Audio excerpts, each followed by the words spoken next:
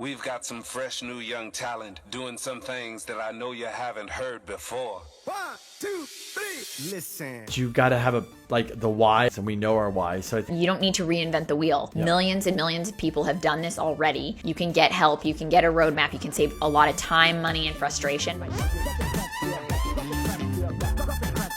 Welcome to the Value Add Podcast with K&K. Hey everybody, welcome back to another episode of the Value Add Podcast with K&K. We had the pleasure of interviewing Justin Brennan, who is a local, born and raised San Diegan, who is now syndicating. He is also a realtor with Sotheby's, and we had an amazing conversation about investing in real estate, the thing that we love the most. Yeah, Justin, we kind of went through the process of talking about, I think some of the similarities we have is he works, he's an agent, makes his money, and then he takes that money and he's making that money work for him to buy apartments. And his goal is to one day, hopefully not sell real estate and just have apartments and keep growing it and growing it. I think his goal is to hit 1,000 units, then 5,000 units, but it was pretty interesting to talk to him, obviously, because we know the multifamily game, real estate game. He's done some deals here, but what was really interesting for Crystal and I is his approach to moving into other markets outside of California and how he enters the state and how he takes 6 months in the process he goes through, which, for us, that was cool to kind of hear the detail there. Absolutely. I think for us, we are really big about investing in your own backyard. I think because there is so much research that goes into it. So there's that element of risk if you're not willing to do that research. And sort of for us, I think it's I think San Diego is a great place to invest. I don't feel the need to go anywhere else, but some people are looking for higher returns, more cash flow, and that sort of thing. So I think he's a great resource on how he has done it successfully, and also his philosophy about investing in real estate. I mean, his dad was a developer growing up, but he never invested in real estate. Everything he built, he sold. So that was a big takeaway for him, and it's really cool to hear his perspective. So income was up and down like a lot of developers. It's like they always say, as you're a developer, you're rich, you're broke, you're rich, you're broke. And then a lot of developers we know that stay rich, if you want to say that, is because they actually kept the property, like Crystal was saying. So one thing I want to say before we jump into this, if you're in the real estate business or you're in the loan business or you're just in any business or you work, we're very passionate, just like Justin is, about saving money and putting it to work. So if you're a realtor specifically and you know Justin, you're going to listen to this, start saving some money, start investing, because you're probably not going to want to sell houses till you're 80. And if you do, that's okay. But at some point, you do want to have passive income. I always say, start investing in the thing you sell. My gosh. Seems like it makes so much sense. Well, right? How about they sell $5 million luxury homes? Well, real estate. Okay. Let's just keep it real estate. Okay. Yeah. Well, we're going to jump in right now with Justin. So here we go. Justin, if you want to start just by telling us a little bit about your background and. Yeah, born and raised here in San Diego. Wow. I know. Not many of us. We're like aliens these days. Kind of third generation son of a developer guy here in San Diego, and kind of grew up from the ground, digging ditches and laying pipe and doing all that stuff that my dad just wanted us to do, so he could. It wasn't for any other purpose than to just learn how to dig a ditch, really, and learn the value of a dollar, which was good. It was very helpful in just hard work and determination. So, but yeah, grew up through that and kind of learned the building, construction, multifamily apartment business. Okay.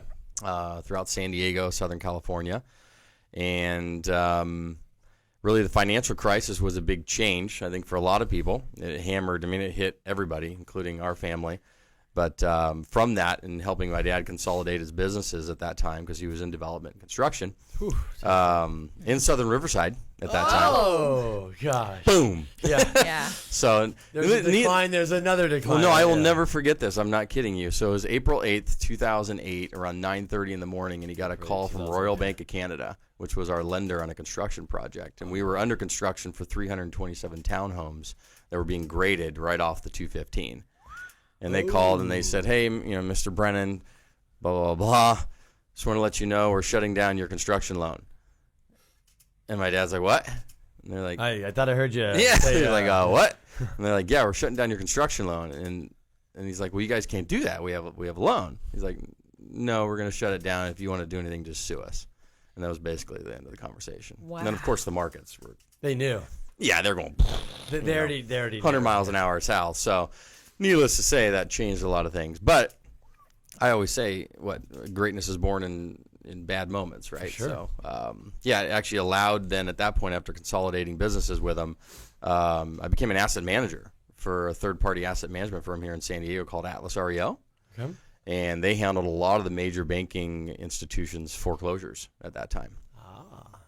So you're on the positive side of real estate or you're on the negative side of real estate, and that was a great learning experience to go in and kind of work with Fannie Mae, Freddie Mac, GMAC, Chase, B of A, Countrywide, blah, blah, blah, right? Just kept going. Maybe WAMU in there? Washington Probably. They got bought up, and it was it was a nightmare. I mean, you guys probably saw that, so.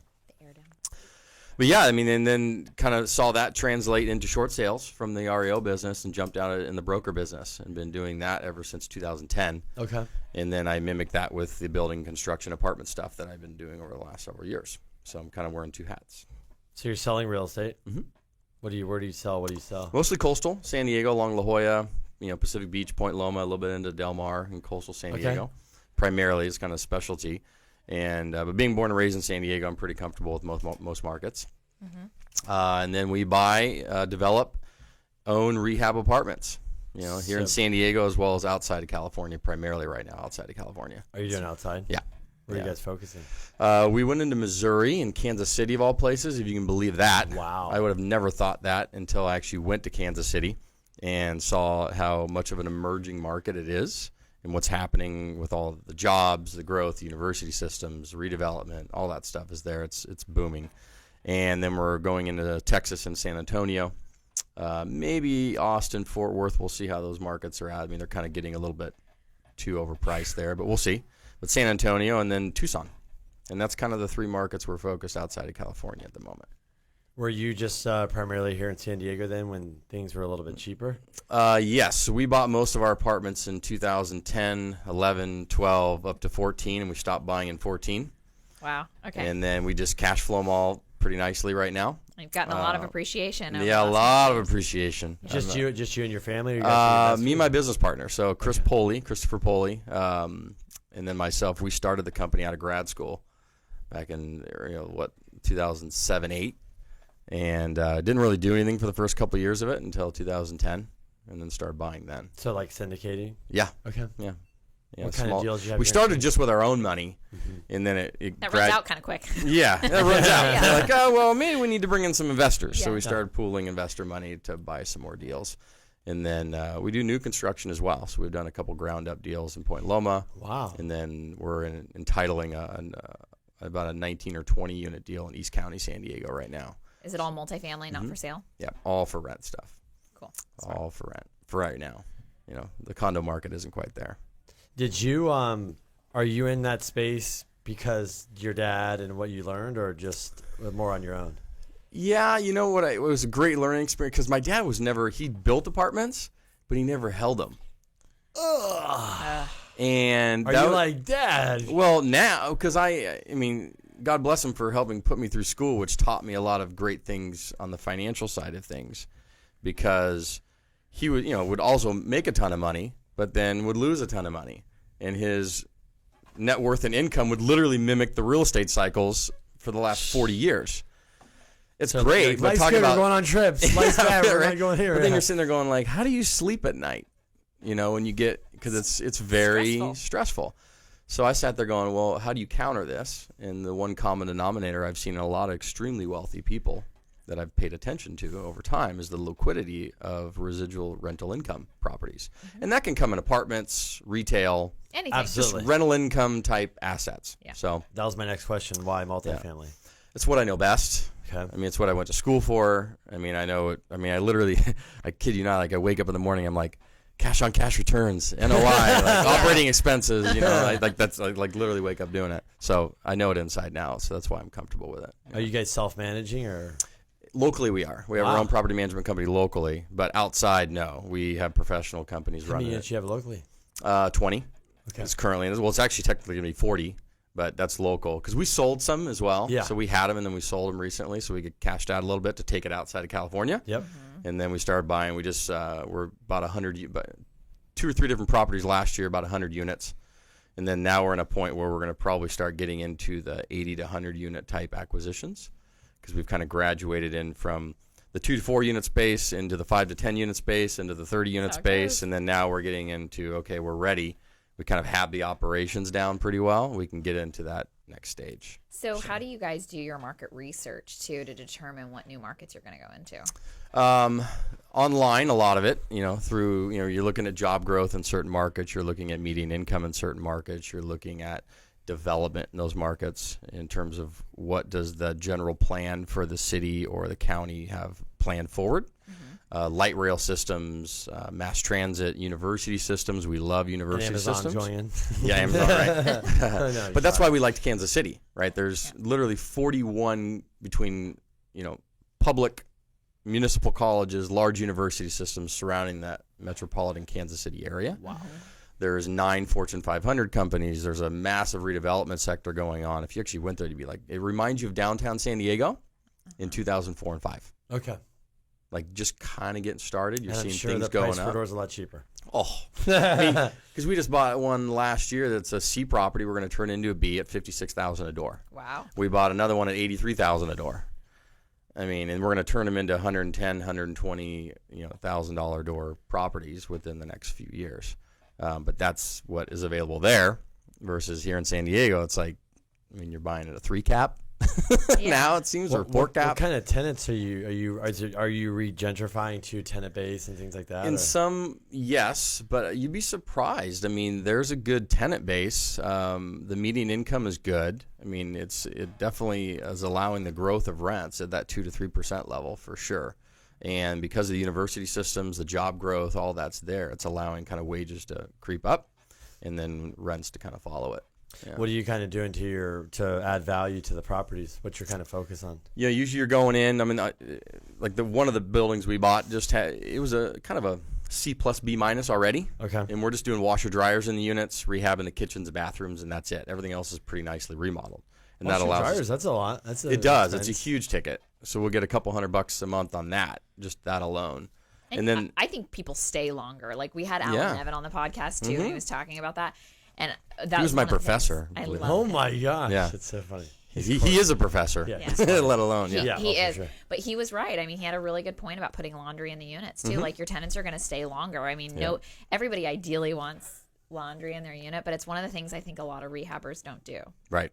So it's a smart. We do the stackables Yeah. and get it in there, so they like that, and then we can then find a way to do a reimbursable on the utilities. Sometimes $25 or something like that on a monthly basis. I think when you have laundry, for sure, you have to bill back because they're using it. Yeah, they're sticking and just throwing water in that thing. So Yeah, it's amazing what people will pay. Like Alan was like, too, especially he's like San Diego, he's like, take North Park. If you give him a garage, you give him laundry, they're never leaving. Like it's like parking. Yeah. It's true. But the value of that in rent is unbelievable. it is. Because nobody, if you have a garage, storage, or parking. And you can't really quantify it, but vacancy loss. Like if you can reduce your vacancy loss, that's huge too. Even though we're at sub 3% vacancy in San Diego, you still want to minimize the time that it costs you to turn over Right. rent. Because you do that, and depending on how many units you have in your little plex, if it's a 4-plex or a 5+ unit property,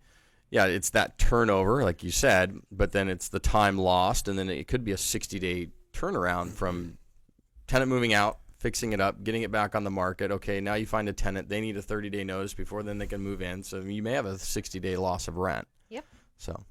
Yeah, I don't think people if you haven't gone through it, they understand that. It's like, it's like this. No. So we'll give concessions and rent abatements or not rent abatements, but like concessions and stuff to get through certain times of year, or reduce it if we're doing some work in the property. So that way they'll stay there and not move out. Yeah, because we know that turnover cost, is much heavier for us. It's better to kind of be ahead of it too than wait till somebody's so fed up that they're ready to Peace go. out. Yeah. Oh, for sure, right? Are they? So in other states, how is it? Are you renting? Is it demand here is crazy, but what's the demand like? Well, sunny San Diego, we have this beautiful thing called weather, so it doesn't really hinder the cycles as much. But Kansas City, give you a perfect example. It gets cold there. Yeah. So it's Midwest, and so I didn't understand this fully until this year. It was our first winter, I mean, but, come November, I mean, the rental cycle, I wouldn't say shuts down, but it gets really hard to rent That's property. when you're giving concessions, right? Right. And so we had... Who wants to move, right? It's like... We had leases coming due where those people were like, okay, what do we need to do to get us through the winter? We're not raising rents on these people right now. And so we did that. We made it actually a little bit of a concession, got us through, and now we're coming into March, and that's fine. Those are going to turn over. We're going to rehab them, and that's okay. But, yeah, we would have lost because we had one unit we rehabbed in November. We just rented it. Wow. So just because of the winter. Like, Are you structuring your leases now not to... Yes. Yeah. So the property management company, because I went and staggered things out, and I said, okay, these ones are here. I said, I want these things coming due in the spring into the fall, and that's it. So I don't care if we need to do 9-month leases or do, 18-month lease or whatever we got to do. We even do that in San Diego, just because the holidays too. Yeah. I mean, you don't really. I feel like right around November, people are not wanting to move during Thanksgiving and Christmas. That's true. And January's slow. February can be slow too. It's like March kind of starts hitting it again. Mm-hmm. So whether or not, it's still there. I grew up in Oklahoma, so I'm aware of the weather. I was very close to the Kansas border. Yeah, no, and I was looking at a deal that another buddy of mine out of Texas, they're in a much different stage with the syndication market, but they're buying an 850-unit complex in Oklahoma. Yep. And I'm like, that is a massive deal. Wow. For about, I think all in on it, it's about $50 million, and that's for the rehab plus the acquisition of about, I think they're buying it for $50,000 a door, which is great. But I've learned a lot from him over the last year or so, just on basic rules of thumbs. When he can look at a deal and say we'll dive in further or we won't. Just in terms of where the rents are at versus the acquisition price per unit. So I was gonna say too. I mean, when you're looking at other markets, we're always big advocates of staying in your own backyard, and part of it's just because finding good management, finding the deals. Yep. So how did you guys start building the relationships to even find the deals? Yeah, great question. So that, it's funny because I was the same way. I was very scared of leaping out of what we know best, which is San Diego. But when you can't find opportunities, what do you do? Mm-hmm. And I knew we had to scale and grow. Mm-hmm. So I said, okay. So the first thing that started was September 2018. I went out to a syndication conference in Boston. And that was amazing. 3,000 to 4,000 people were there. Brokers from all around the country, investors from all around the country, a lot of people, and met an enormous amount of people. For everybody from the markets I was really looking in were Georgia, Florida, kind of the southern hemisphere a little bit, and then some Midwest. But ran into a great broker from Kansas City, one from the Texas areas, one from Georgia, and one from Florida. So we've connected, sharing ideas, things that are going on. So that started the process of how they did it, and then just learning, right? Success leaves clues. So I said, great. Well, what did you guys do to get going outside of your states? And so what they did is they go in about 6 months in advance of any market they're going to enter. They set up all the infrastructure, right? Property management firms, construction crews, brokers, people, all that ground infrastructure, logistics, all of that. So that way, once deals start coming across the table and they're underwriting them, they have all the systems and logistics, operations, legal, finance, everything in place to start pulling the trigger and feel confident that they're not going to fall over their face once they go into that market. So we did the same thing. Kansas City went out there 6 months in advance, met with the brokers, property management firms, interviewed construction crews, PM companies, finance, all the local commercial banks. Blah, blah, blah, blah, blah, and got everything set up to where when those first deals start coming across the table, we could strike. And I knew that we had all the logistics wrapped up. It's really smart. Yeah. Yeah, I think that's the number one question because we've had a lot of clients that do try to go out of state on their own. Yep. And the kind of general comment is when you're from California, you almost have sucker written across your forehead. They're like, we got a hot one. Totally. They're like, oh, this guy's going to overpay. Yeah. So, but you just do your due diligence. You have good people on the ground that you trust. The market is the market, and you just kind of match it up. It's all about, you see what they send you across on the pro formas. That's great. You do your initial underwriting. Mm-hmm. But then you got to go kick the dirt. You literally knock on doors, walk the communities. I go sit at every community about 6, 7 at night. I watch everybody come home. I want to see how the community kind of interacts, make sure there's not too many bars on the windows, things like that. Oh, for sure. Yeah. And you do that during the week and right before the weekend, because then you're going to get a good feel for how that neighborhood interacts. And that's how we've always done that. Just to So are you still doing a lot of travel for deals now? Or? Not as much. Well, I will be coming up. But yeah, usually once a quarter I'm out into the markets we're looking into. So, and then once we go in there, I'm usually there once a month as we're going. And then once it gets stabilized and settled, then it's usually once a quarter. Yeah. So one of the things I think we've usually talked about too is if we were ever going to go outside of San Diego, that it would have to be a pretty sizable deal to make sense for the travel. Yep. Was that sort of your philosophy as well? Yeah, but also learning too. I mean, some people say, "Oh no, go big, right? Go big." And yeah, true, but that's also you can make bigger mistakes. And if you're going to make mistakes, it's better to kind of figure those out on smaller deals first. When I say smaller, I mean 30 to 50 unit properties. So that's what the next stage for us was, and we did that. And we ran into some problems and issues that I would have never thought of. And thankfully, it wasn't on a $50 million deal. Right. It was on a $3 million deal. Yep. Yeah. So we've ironed that out. Those mistakes won't happen again. And then so that allows us to kind of figure out the logistics of how a 30 and 50 unit building work, which are somewhat similar to a 100 and 200 unit. There's just more zeros behind it. Right. And so we can just copy, paste, repeat, and then just apply it to that building. Well, there's sort of a skill too. I mean, not just owning in your own backyard, but like you said, just going into different markets. Like that's a whole other skill, is learning to navigate the issues that come up from just being out of market. Right. Yeah. And just the nuances of what would break down in Kansas City is not going to break down in San Diego. Yeah. Right. And it's the weather element that causes That was some that. of the biggest learning lessons for you Yeah. guys. Yeah, I mean, just. What do you mean we have to get a snow plow? Snow. We have to. You mean I have snow removal on my operating expenses? Yeah, exactly. So We've seen that. It's those things. It's not cheap either. It's not cheap. Yeah. And you just learn things that are market specific, and that's okay. But you know what to look for if you go into other similar, environments. That's kind of like what I thought you were going to say is weather, because I don't. Like, people are like, we're here like snow plow, and then people don't realize. I remember looking at one lady's financials, like $20,000 for snowplow. She goes, yeah, 20,000. Well, like things like Texas, crazy. I'm learning, soil. Right? There's certain issues in certain areas of Texas for soil that you got to make sure you're doing certain reports when you're doing your due diligence to buy properties because of the soil type that's in Texas. So just little things like that you would never know. But that's why having good brokers and good people on the ground in advance and having all that infrastructure set up, so that way you don't make real big mistakes. They can be big zeros. And then your investors are like, do you know what you're doing? Yeah. And that's not a good conversation to have. No. So.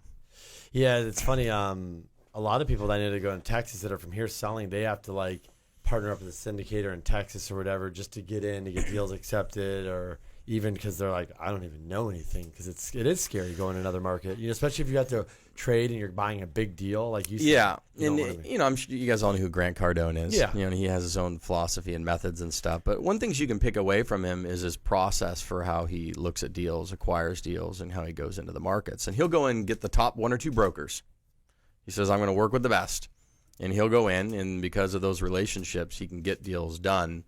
Where if you maybe had a side broker over here, because the commercial space is different than, say, residential, they can get things accepted where otherwise maybe people would be like, oh, we're going with these guys. And what's your kind of goal with this? I mean, I know obviously you're busy because you're selling real estate, right? That takes up a lot of time. Yep. Goal's 1,000 units first. And then once we hit the 1,000, 5,000. And then once we get to a point where you have enough residual income, I'm not looking to try and have 10,000 or 20,000 doors, but if 1 to 5,000 doors, and if you're owning 20, 30, 40% of those because you're a syndicate, the rest is owned by the investor group. I'm okay with that. Life's pretty good. Yeah, I'm okay with that. Have you found too, that the bigger you get, the easier it is to grow? Yes. So absolutely. I mean, I was like, man, to buy a 2 to 4 unit property, what a pain in the, Yeah. Are we allowed to say ass on the show? Yeah, of course. All right. What a pain in the ass. Yeah. But you go in and you get a 30 unit, they're like, here's your money. Yeah. I'm like, what? And you get 100, you're like, come here, here's your money that's even cheaper. You're like, what? I'm like, are you guys morons? No, I'm just kidding. But yeah, it does get, as long as you have a track record and it can be backed up, and keep in mind they're underwriting the property more so than the financials of the person signing on the loans. And most of it's non-recourse for the most part. Unless you're doing some rehab construction type stuff, they'll attach recourse to it. But yeah, the money is cheaper. It's a little easier. You get bigger, and it just seems to flow better because there's economies of scale to it as well. So 100% on that. That was a surprise. Yeah. Well, I always tell people too, because he does residential financing. I'm like, you're not gonna have to go through any of that. Like you go through a fraction. I do loans. I've been doing it for 15 years. You do sell risk, so we know it. Yep. It's like, and so I work with a lot of real estate investors that they went and got a $10 million loan. They come over here to get a residential loan. They all like, what? I just got a $10 million loan. What the hell's wrong with people? I'm like, business loan? Like, well, we've got all this yellow tape on this loan. It's just, and keep in mind, when they're doing the residential side, they realize that asset may not produce an income. Yeah.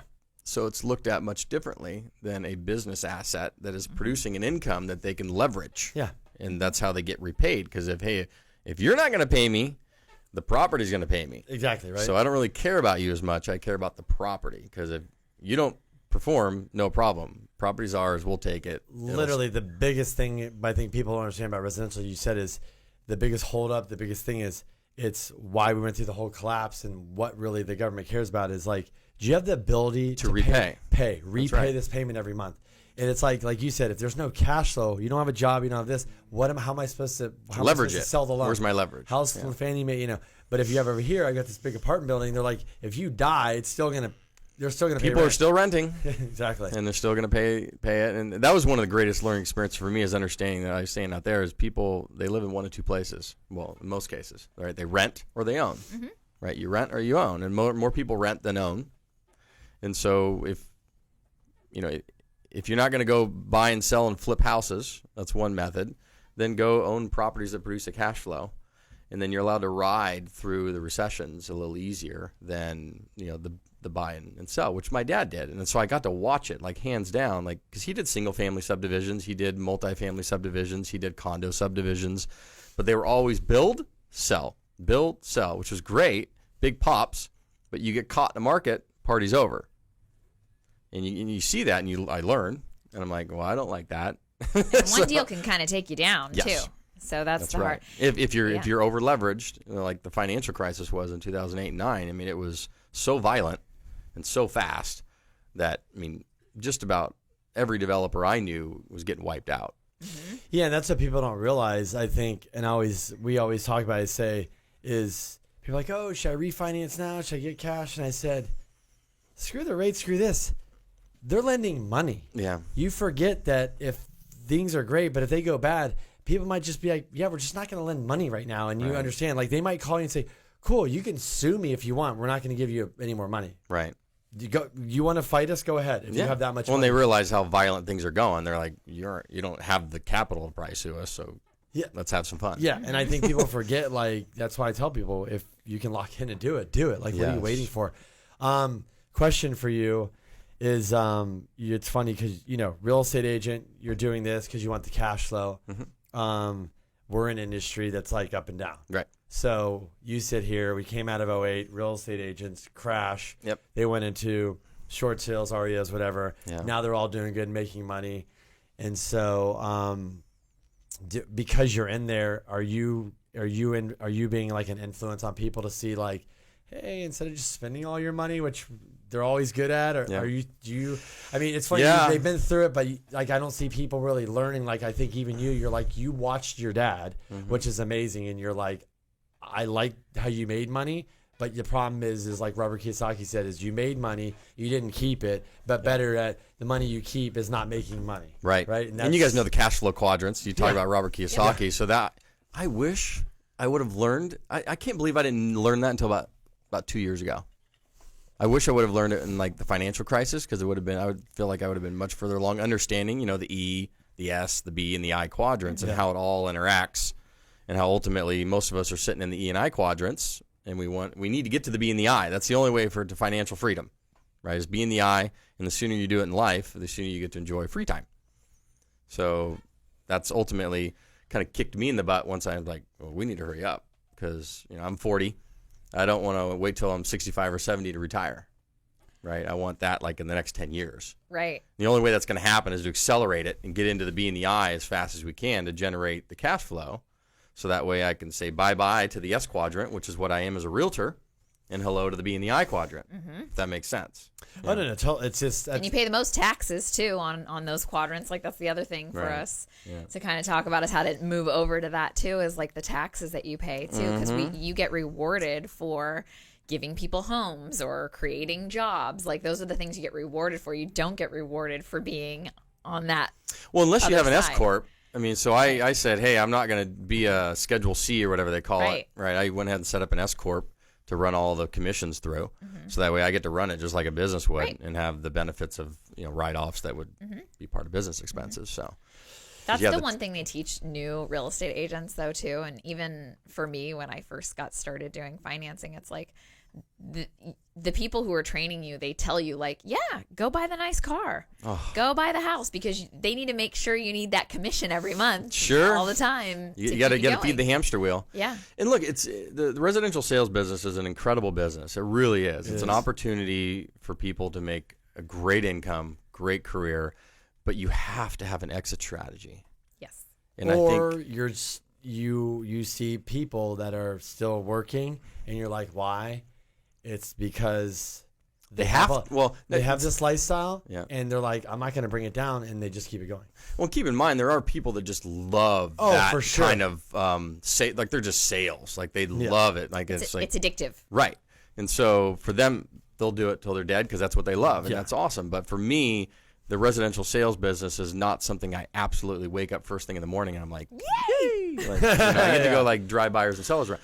So for me, I see it as a catalyst to get into the apartment industry and do what we're doing, and then ultimately exit the sales game as soon as humanly possible. That's the same as us. Yeah, we're pretty much in the same boat, because I want to be able to do whatever I want to do. Right. Like you said, I want to wake up and go, like, if I feel like selling some homes, great, I'll sell some homes. Great. But if I don't feel like it, I want to have the choice not to. That's right.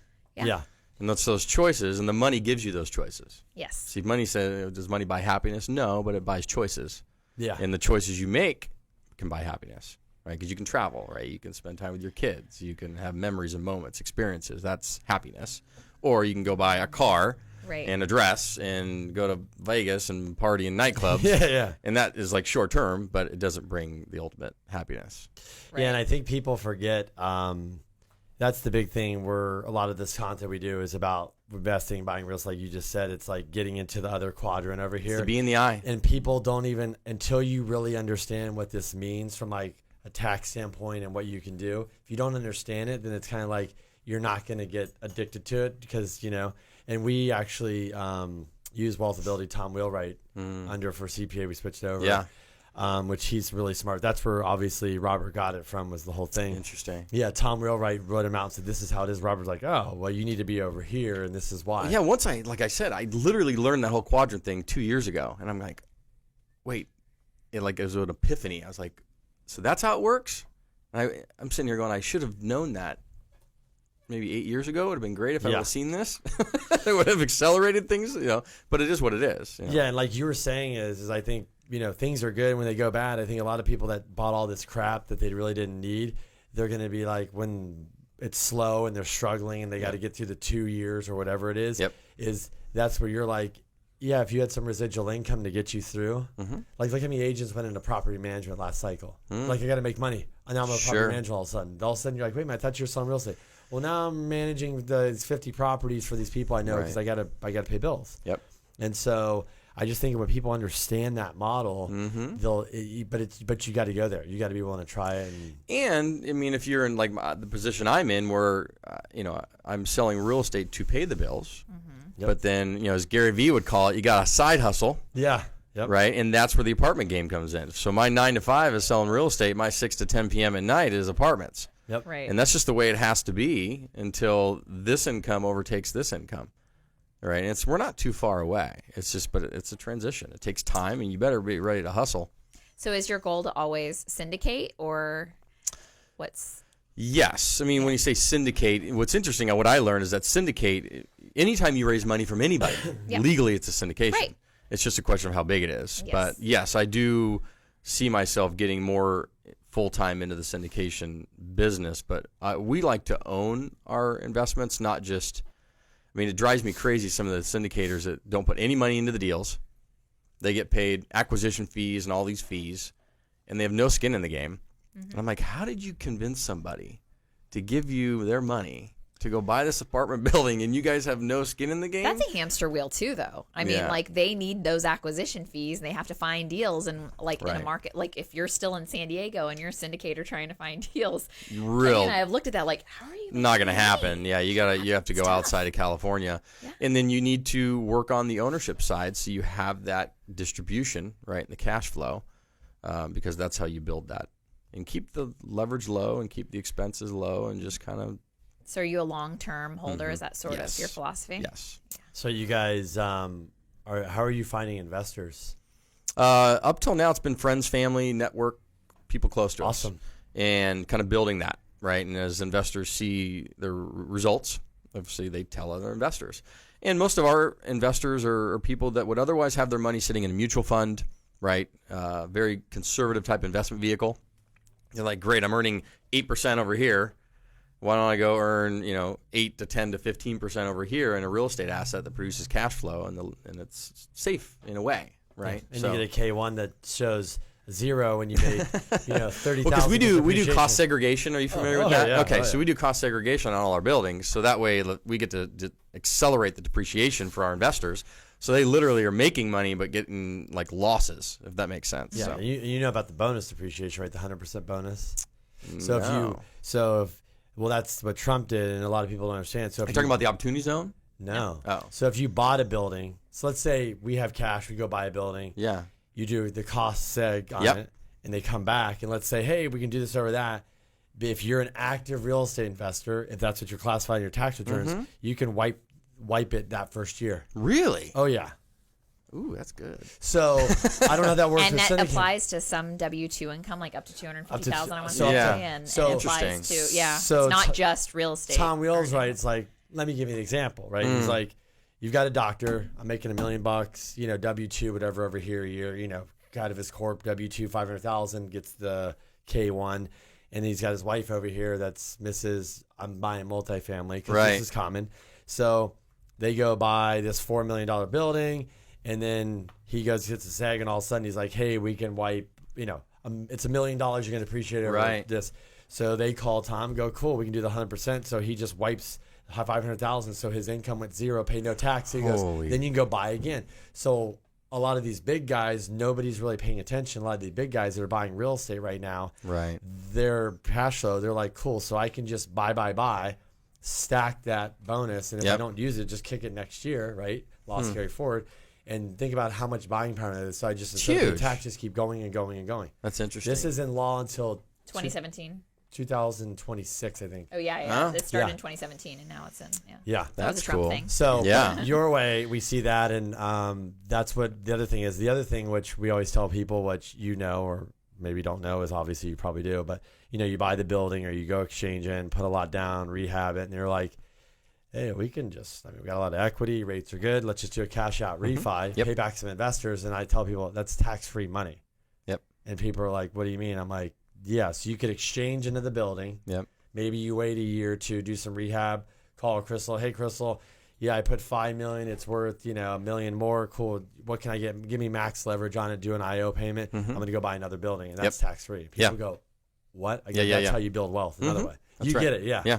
So there's all 100%. these And we things. will refinance these properties that we're in now because we're in a 2 or 3 year interest only to do the rehab. So we'll get through that, rehab them all, raise the rents, restabilize. We'll have obviously added value at that point. We try and keep our leverage, if we can, give our investors back money, but keep our leverage at 75% or less. That's good. On purpose. And it's not so much because what ends up happening is if people start taking 80% or more, that's fine when it's good. Exactly. But the minute the market starts to change and vacancies rise, and now you go from, where's your break even on that building? And I try and keep that break even at 70, 75% to where we can take a 25, 30% vacancy rate. Because what investors care about most that I've learned is when shit hits the fan, there are 2 things they care about most. 1, don't lose my principal. Yes. And number 2, please find a way to just protect my money until we can ride to the upside again. Like in worst case scenario, Like, if you can't give me a profit or a distribution, then at least protect my principal. Don't lose my money. And make sure that you're protecting the building or the assets so we can come out of this thing if we just have to ride through the rough water right now. Yeah, and I think for us sitting in San Diego, people are like 20, 30%, that's ridiculous.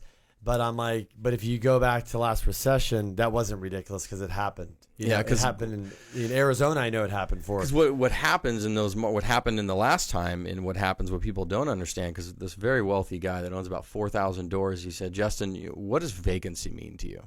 And I said, well, when people move out, you have a vacant unit, it's vacant. He says, no. It's not paying. He says, what you're not calculating is what happens when people double up and triple up when times go in the tank. Families double and triple up. Yep. So then when you thought you'd had 3 units that were going to be occupied, now it moves into 1. And maybe they go to a single family home versus an apartment unit. Saw a lot of that. Yeah. Right? So now you have consolidation in larger families into 3 or 4 bedroom homes versus 1 and 2 bedroom apartment units. So that's a totally different level of vacancy that people don't calculate when the market tanks. They just think you get higher, vacancy rates, but it's actually people consolidating into other property types. I remember You're going doing somewhere, right? Yeah, Yeah, that's right. I remember doing loans for clients in 2009 and 10, and we would be doing like the appraisal, right? And you'd be walking in, and you'd see families in the living room and the dining room, beds everywhere. Yep. It sucked, man. We all watched that. Yep. was So nuts. it's a real thing. It happens. And what do you guys think about what's going on now between the coronavirus and the markets? And I mean, we're down about 4,100 points right now from its peak. I mean, rates are crazy low. Yeah. Which is good for our industry. I mean, look, I see people right now. I always tell people the rich keep getting richer for reasons. The money they can borrow right now is insane. Cheap. Yeah. So they're like, cool, go refi, cash out, sit it on the sideline, wait. Yeah. Why not? I think I see people cashing out right now, maybe putting money back in their properties or looking for, if you can go get a lock-in rate at 3%. You're silly. Yeah, not to. Like, cool, here, Justin, go. It's borderline free money. Go make me 7%. It's kind of not a. Yep. So, I mean, the virus is. It was funny. I keep saying this story to everybody. Davos is the thing they have in Switzerland. You know that. So there's all these CEOs, and I can't remember his name. That were interviewed, and they all say, "Oh, this is gonna happen." One guy comes on and he goes, "What's your biggest concern?" He's like, "This virus," and this is before the virus was. Oh, interesting. Now. And they're like, "That's your concern?" He goes, "Oh, 100% that's my concern. It's going to be a major problem." She goes, "You think that's going to be the biggest concern of this year?" 100%. Because we're being lied to right now how bad it is. Sure enough, I tell people a month and a half later, I'm sure this guy, I don't know if he owns a fund, has shorted this market. But he literally, everybody else was maybe a snippet out of a 20-minute interview. This guy would not leave it alone. Interesting. So he did say this like a month ago. Wow. Or something. He was like, "Watch, I think it's Record going to be a problem it. for Get rates." this out. That's Yeah, great. no, I Mitch came in in our here. office He was didn't like, believe it. No. It's not gonna be that bad. So Interesting. I just think, look, we've had a good run, and I was actually something because you're in real estate, you'll appreciate this. So I watched. Aladdin told me to watch this one, but I watched Sam Zell was interviewed. He was actually on Tim Ferriss, but Tim Ferriss brought somebody else in to interview Sam Zell. You know who he is, right? So Sam Zell said, everybody keeps saying, "Sam, where are we in the inning? What inning?" And he goes, "Look, a couple things. Number one is everybody keeps thinking, what inning we're in real estate?" He goes, the stock market started to make a change in 2009. It started correcting. Yeah, so we've been on a 10-year run for that. Yeah. He says, but real estate, February 2012. Quit telling me 10 years because the real estate market didn't really get good until 13 and 14 right there. That's where he's like data driven. Like when you got out of San Diego. No, when you actually look at the data on the real estate, it was February 2012 was the bottom. But you're right. It was 13, 14s. We had the crazy runs, but it started in February 2012. So we're literally 8 years like now. Exactly. So we're he 10 says, years in stock. So he says when things get better, to him it's 13, 14. So we're out. But he said another thing he mentioned is he was talking about rates. He said everybody keeps saying rates are going to go up. He goes, look, we've been in a low rate environment for about 25 years, relatively low. Yeah. And he says everybody refinance. When I say everything, that's corporate, that's government, that's everybody. So if everybody keeps thinking rates are going to go sky high, he goes, it's never going to happen. We live in this rate environment. Sure. Nobody's going to allow it because we already know when we go. Look, if we go up a point in real estate, it's like the whole thing just. Well, and it's not only that, but it's the debt that the Treasury's having to pay on all this money they're printing. It's $1 trillion, right? Just to. I mean, I was saying it the other day. it costs about $10 billion a day to run the United States, right? We make 6, we print 4. And they print 4 and they just like pay the interest, and then they print 4 more, and then they pay the interest, and they keep printing 4 more. And that's why you see the debt thing going through the roof. And the ship's too far out to sea. They're not going to change it. They know it's the great experiment. It is what it is. At some point, the party's going to end. The question is how and how drastic and what's it going to look like. Is it a currency crisis? Is it something else? But I think it is going to be something based around currency. Just don't know specifically what it's going to look like. Yeah, so Robert Kiyosaki is really like diving in. He's big on like watch corporate debt, corporate all that. That's where he says the problem. A lot of people were borrowing debt to go buy back stock to raise that. That's a problem. That is a problem. Gotcha. That is a problem. Because you're creating, and then basically next thing you know, Mr. CEO is like, hey, I'm going to sell some shares. Sure. Yeah, that's weird. You just, and then he said the other big thing is he just wrote a book, came out, is the pension crisis. Yeah. So he thinks the pension crisis is going to be what's going to cause the next, meltdown. And that's where he goes into is, he's like, you're being lied to. So his thing is all the pensions, like you said, is we spend $10 billion a day, we make 6. Well, the pensions, he says most of them have 20-30% on the dollar, which they owe. So if we owe $1 trillion, we have 200-300 billion in the bank. Boy. And so he said, he gives an example. I mean, you're kind of listening to this. Like there's this UPS driver in New York, which was getting $5,000 a month, and they called and said, basically sent him a letter saying, there's no more money. Now he's down to $1,000 a month, and he's writing this book, and he's doing this part series on his podcast. And he has this guy that worked at the SEC that was, used to research and parties. Now he's making his money by, what are you turning him into the IRS and getting their reward? He just paid $75 million, but he said it's such a joke. But what's the bad thing is there's a pension and there's this manager and Wall Street, the whining and dining. It's such they're a like mess. dipping into the pensions too.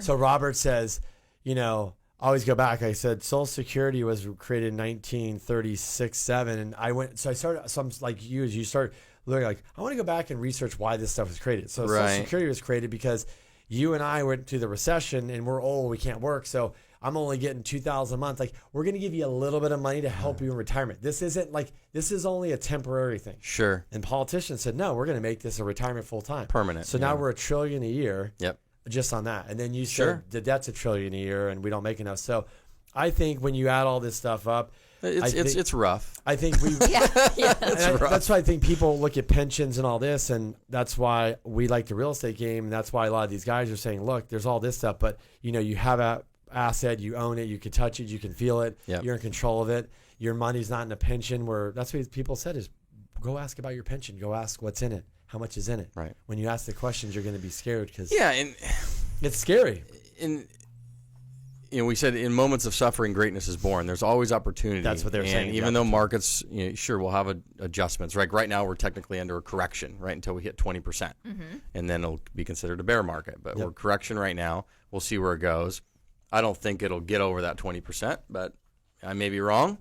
Virus may come and kill us all tomorrow. Who knows? I don't know. I mean, who knows? No, I think looking out, it seems rates are going to be low for a while, which is good for lending. Then there's Alan Nevin, he's the internal optimist. Well, this is what everybody forgets is, over the next 25 years, the biggest wealth transformation is going to happen. So we see it on our side, especially commercial. In what way? So Grandpa dies. Yeah. I own 5 apartment buildings. Gotcha. And you and I are splitting.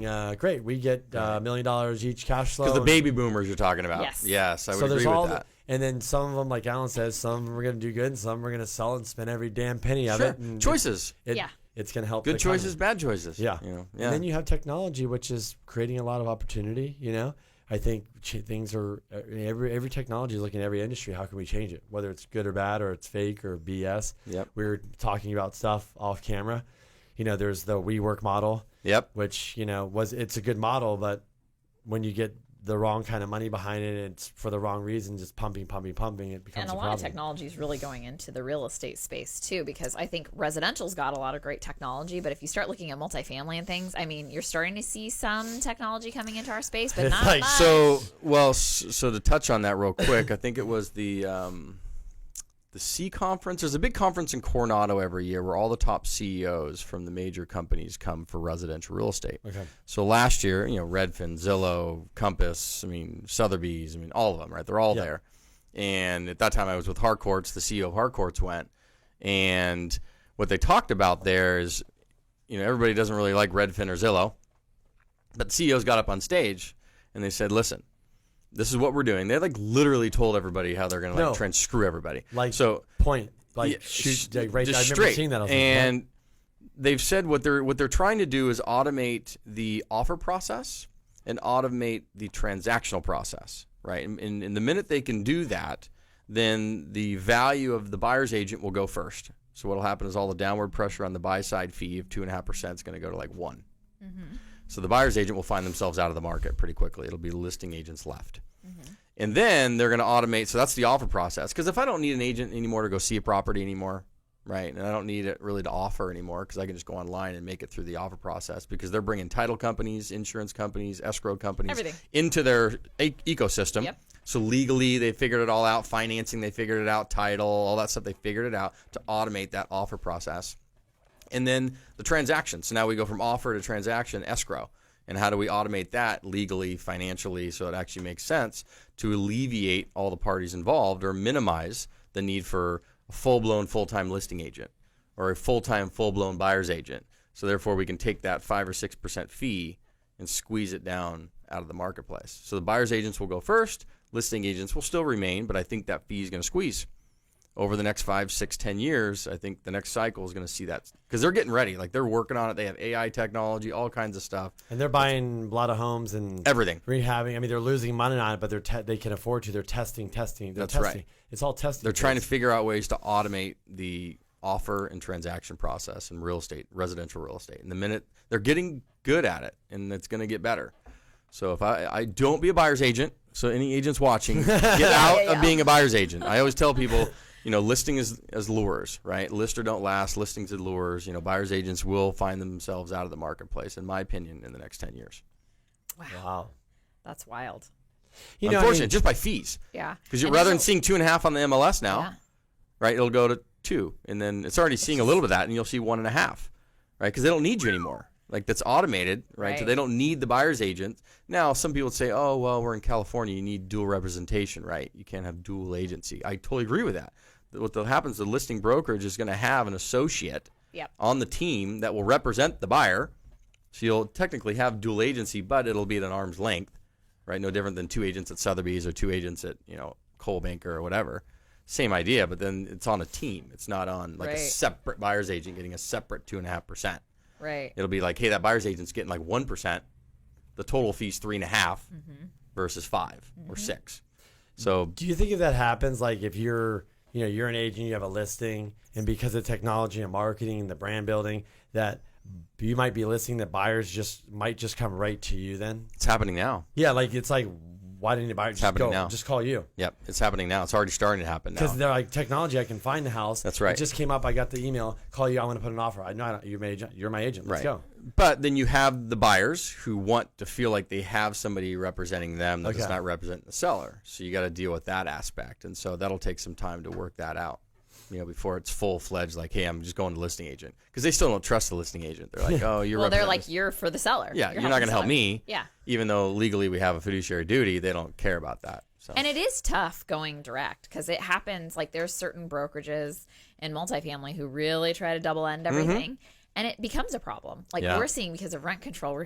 I've literally had a couple of appraisals come in low. Oh, interesting. Recently, which is bizarre. And so we've had a couple come in low, and we've had a couple situations where you have a broker who's representing both sides. So that becomes a little tricky, when your buyer's what should I do? I don't want to pay over appraised value. And your seller, they're this was a bad appraisal and blah, blah, blah. Of course. So you're dealing with all this. So it is a tough situation, and I get a buyer not wanting to have. Yeah, so there's some nuances that have to be worked out with that. But the technology is going to help.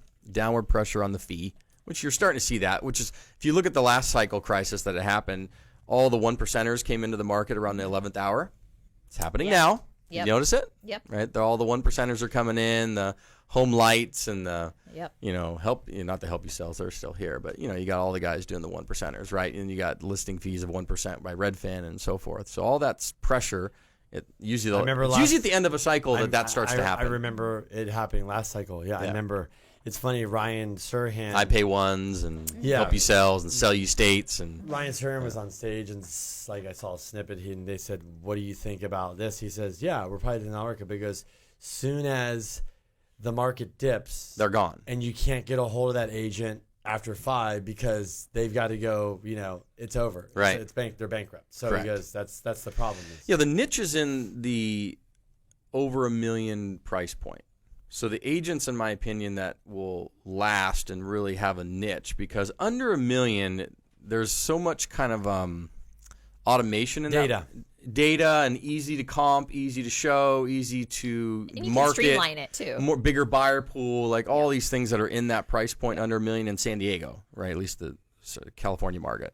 Over $1 million, you need a little bit more expertise. Mm-hmm. You need people that know the markets, know the neighborhoods, know the nuances, know how to sell that kind of luxury property. That, and especially as you get higher and higher up, right? And it gets right. Then the nuances really settle. The buyers start going. Correct, but think of it in the sense of, the travel agents in a way, right? So because of all the technology, in the lower price of travel, it became very automated. The travel agent went bye-bye. When someone needs a concierge in the higher end luxury services of travel, they go hire the travel agents who are still there. And they've been there for 20 years. And they're doing good. And they're doing great because they found the niche that, hey, the people who are willing to pay, who need a customized experience and will pay for that experience and level of service and knowledge and expertise, is in that kind of luxury game. Yeah. Or more luxury game. Yeah, I think also, too, like the investment property side, because I feel like that's like something that's different. Yeah, because you need an expert in that arena. Even like 2 to 4s. I say it all the time too. Is there are some apartment brokers that will take whatever 2 to 4s they get. Just like somebody just said to CoStar was just in my office earlier this weekend. They're like, California in general, San Diego specifically, is kind of over brokered. Like there's just so many brokers out there. There's 25,000 realtors. Yes. In San Diego So with SDAR now. Yeah. It's a lot. Yeah. It's a lot.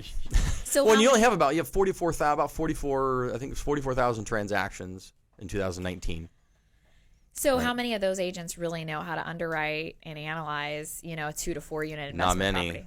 property? Not properly. When I've seen online, like some of the stuff, I mean, we laugh because I'm like, there's no way that you're going to that is not a cap rate. Yeah, no. that is not a gross rent multiplier. Yeah. You're so full of, shit. Yeah. I laugh at it. I'm like, so what? It doesn't work. I tell people they come that they're buying 2 to 4, and I go, I would find a commercial requirement. I'm like, because the person you're talking to is good at selling your primary residence, right?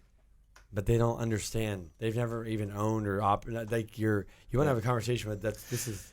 Yeah, and to give you an example, we sold a 4-unit in El Cajon that we bought a few years back, and we sold it last year. And I had literally prepped all of the because I understood how they were going to look at it. Yeah. Mm-hmm. So I literally underwrote it for them. I handed it to their broker, and of course the broker, they question it, is this like real numbers? But then when they actually got into the real numbers and got to see everything, they're like, this is like dead on. I said, well, yeah, because you're going to underwrite it to the like I would go underwrite a 10-unit or a 20-unit. Yeah. I'm underwriting a 4-unit. Even though you normally just base it on comps, I base it on revenue. Mm-hmm. So that's cool. Yeah, yeah. I think it'll be interesting. I mean, new election year. It's kind of crazy. It's funny because it's like I know that, but it's like doesn't feel like an election year right now. It's like we haven't gotten into the. Yeah, and we'll see what happens in the next couple of weeks. With the whole Bernie thing. I mean, I'm not. I guess I would consider I'm not a Republican or a Democrat. What's the middle line guy or the? A common sense person? No. No, or you're socially more liberal, fiscally more conservative. What is that? Yeah, I know. What's that? Libertarian. Excuse me. I was like, I couldn't come up with that. Libertarian. There you go. Yeah. So it's interesting to see all the stuff that's going on. And people say that America can't vote for a socialist. Under normal circumstances, that's true. But I'll tell you what, if Bernie believes every single thing he's saying, and he can sell it really, really well. And if you have an economic change, so Trump doesn't want it. Well, if you have economic unrest and civil unrest, then that allows potential for socialism to be like, oh, like we want change. This virus is not helping Trump right now. So it is interesting because I'd be like, there's no way Bernie can get elected. That's what they said about Trump until you get to a certain level where you're like, gosh, there's civil unrest and economic unrest. And if that grows and keeps growing to a point, America could actually be like, okay. I mean, not that we'll see. I hope not. Because, I mean, I'm more like, hey, let's just go moderate down the middle. Right. Like, just here down the middle. Yeah. I mean, because honestly, some people, it sounds like good. Yeah, I just don't think people really. They don't understand. No. They don't. But we already know how the book ends. There's plenty of other case studies around the world of socialism. It's very easy to be like, did that work? Nope. Did that work? Nope. Didn't work there. Nope. That didn't work there. But then they try and. And it's you find out pretty quickly. Yeah. So we'll see. I don't know. It will be. I'm neither here nor there because I'm pretty, How's the market where you're kind of selling stuff? What do you just flat? No, I'd say in general, I mean, the inventory's down. Yep. So things are moving pretty well. I mean, that's the challenge is lack of inventory or lack of good inventory. Yep. Because there's properties out there, but they're just if a good one comes, it's like they're either overpriced, right, not presented correctly, not marketed right. So that's why they're not selling. So, but the properties that are there that are meeting, the price, the presentation, the marketing are selling pretty quickly and moving off the market. So we're seeing things move. Interest rates are low. Things are going forward. Anything under $1 million realistically is gone pretty quick. It's when you get into the luxury price points that things tend to sit. Where's a it little more. sitting? 3 plus? 3.5 plus? Yeah. You just have, in general, I think those folks are much more cautious right now looking at things. They're much more less to just jump onto a $5 million property or $3 million property. So they're being much more careful. And with La Jolla, I was going to ask you real quick, the people, are you seeing a lot of people move here from out of state, or what kind of buyers you get, just local? Or No, heck no. We see it coming out of, believe it or not, Texas. I mean, even though people are saying Californians are going to Texas, but we do see people coming out there. Texans want to be in California, right. too. Why is that? Why is anything? I don't know. Weather just. That's a good question. I don't know. Want to be by the beach. Right. You have Everybody money, loves the ocean. I think they made it. I would say if you like, have the money, you want to live here. You do. Yeah, you for do. sure. Come on. You absolutely do. But I'd say you get Canadians, Arizona. We always know the Zonies come out. That's pretty common. And then you get people from Nevada. The Zonies. The Zonies. We call them Zonies. It starts. People from Mexico too buying a lot. Yes, but they'll come into Coronado a lot. A lot of especially with the presidency going on, people are like Mexican families. They'll come into Coronado big time. The Cays, they love that areas, and they want secure communities. Yeah. Even South Bay, they'll go into Otay Mesa, but some of the secure gated communities because they come from an environment of it's not secure, so they want their family secure, and then they go work back in Mexico and come back and forth. Yeah, happens a lot. Yeah, I think Otay was really like a blessing for people from Mexico big too. time. It was like, it's nice communities, newer beautiful. Construction. There's some beautiful estates back in there. And that toll road's like really helpful now that they built for people traveling. We went down there. I took Kenny down there one day just for shopping for something, and he couldn't even believe it. It was like, wow, this is like it's like a brand new city. Everything's gorgeous and new, and right. So we'll see. And they've got expensive communities there now too. Big time. They've got like $1, $2+ million homes. Yep. Yeah, because I feel like this cycle, even though we had a rise, it was good. It's not as crazy as last cycle as far as like. Well, because they're not giving out free money anymore. I mean, you guys know you're in the lending industry. I mean, they're offsetting maybe stated income loans with more equity in, right? So they're making people some way, shape, or form have some skin in the game, or they're underwriting you and actually what you make. Versus before, as we all know, stated income, negative amortization, 100% finance, walk in. Oh, you make 80? No, you make 160 today. Here's going on your app. And even for us, with apartments, we used to have, I remember these loans that we base on break even. Like you can't do like a one-to-one debt service anymore. It's like there's no such thing. Yeah, now they're at least. But I feel like people are like trading up too. There's this whole phrase like sell our house and get a bigger one. Like it's like I just don't. I mean, I'm sure it's there, but I'm not seeing. That's part of the challenge with the inventory. They're not selling. Is people would like to sell, but where are they going to go? I mean, unless they're moving or downsizing and there's a life event happening. So they're rehabbing, staying and rehabbing. Right. They're staying in the homes longer, where a normal turn time was about 5.5, 6 years on a house turning. Now it's up to 10. Holy shit, that's double. So that's why you're seeing, it's a combination of multiple things, but that's one of the reasons you're not seeing as much inventory come on the market is people are staying in their homes longer because they want to stay. They just don't know where to go, and they can't afford to move up, right? And they don't want to move down yet. So the only people that really are moving is due to a life event, right? They have more babies, or they need to downsize, or they need to upsize, or they, whatever they're doing. It's a life event that's usually making that happen. Yeah, it's more of a need, not a want. Right. Yeah. Right. That makes sense. Well, this is a fun little chat. No, it was because I mean, it's you don't. Sorry, we got off on a little politics for a second. Don't want to do that. I know we had. That doesn't usually happen too. By the really? way, we just I try but and not pull many it. you're not gonna have many real estate agents coming here and talk about multifamily. So that's Really? fine. Oh, that's good. We're like, for me, I've always thought, if you're in real estate at all, why are you not drinking your own Kool-Aid? Like, why are there so many brokers and real estate agents and lenders that own nothing? Yeah. They own a home, Yeah. and somehow Even commercial yeah. brokers. Well, and even the traditional viewpoint of the single family home being the American dream of wealth creation. It can be a great wealth creator. There's no doubt about that. I'm all in for the home ownership side of it, but you've got to own diversified portfolios, right? You got your 401k, and maybe you got a life insurance policy over here that has a wealth value to it, and then you got to have some ownership in some properties.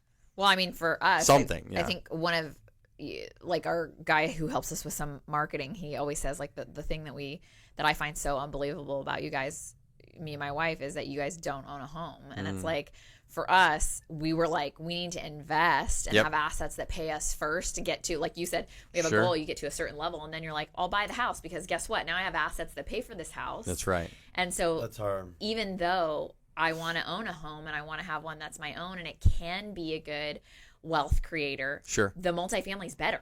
So we got to go for that first. Yep. So that way we're not grinding every day just to pay your mortgage.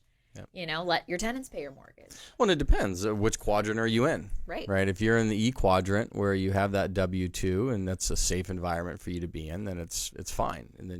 But just know that if you're in the E quadrant, the reality of you retiring at an early age is not likely. Right. You're going to have to do the whole 65 or 70 thing. Right. Hopefully accumulate enough wealth by that time to Right. then finally retire and then have quote unquote free time.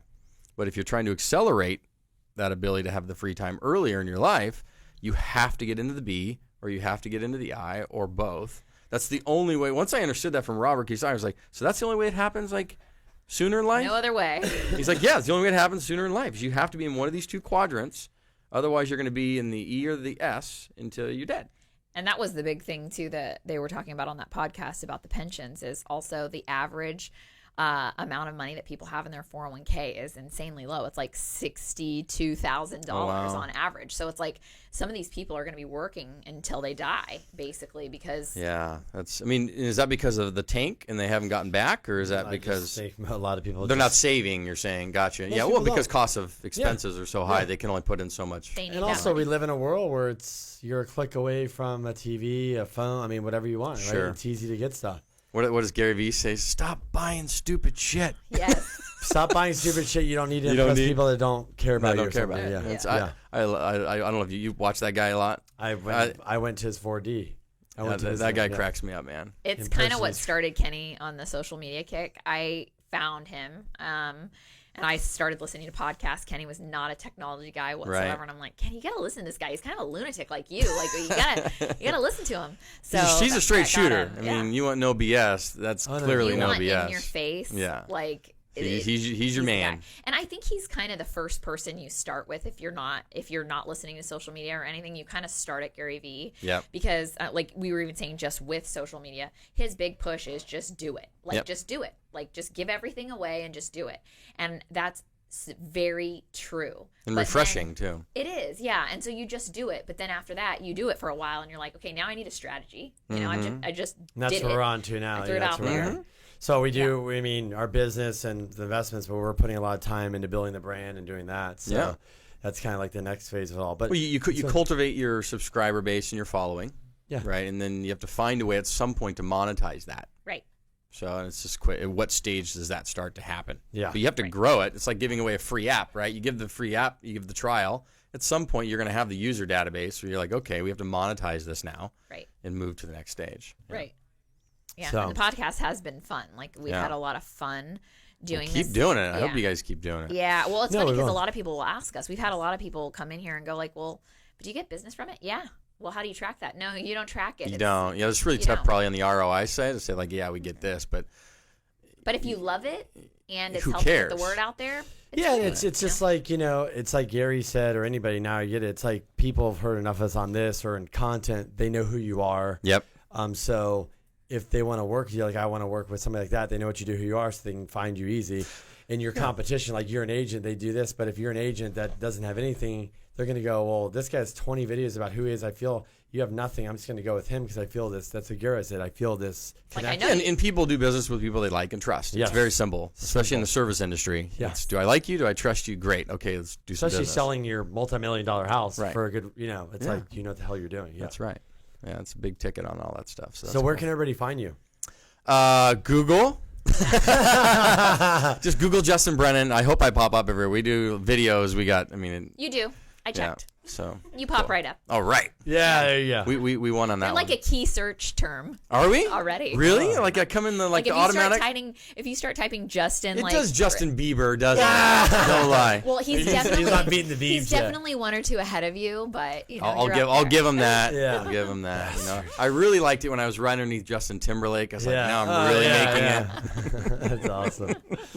But yeah, they can find you there. And thanks for coming on. This is a fun chat. Appreciate it. This was a lot of fun. Kind of getting to know you guys and what you guys are doing, and Well, we always think we know everybody in San Diego. It feels that way after a while, and then there's like people that have kind of come into the business over there. You get to know like all the kind of good old boys who've been around for 30 years. Sure. And then it's nice to start to get to know other people who are more in our age group doing similar things. Yeah, and somebody asked me the other day. They said, "What's your?" And I said, "My goal is not to be the number one realtor." Yeah.